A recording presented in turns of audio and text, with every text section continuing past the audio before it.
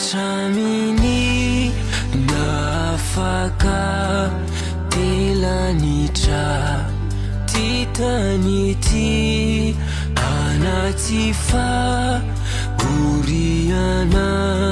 sy lozako telanitra. Oh alleluia lanitra ny voavela eloka ao aminy zay misy ny Jesosy no lanitra.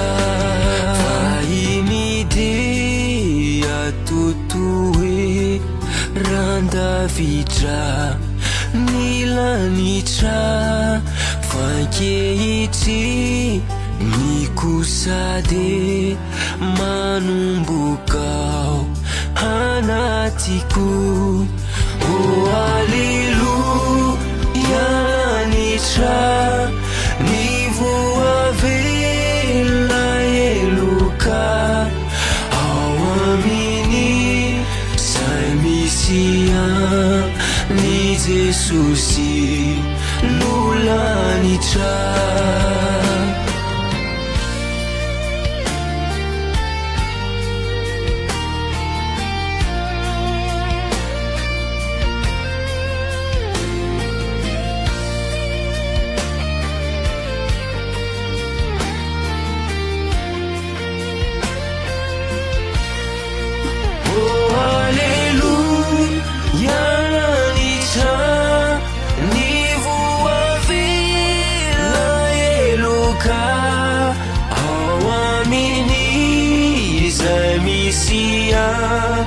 Ni Jesosy no lanitra.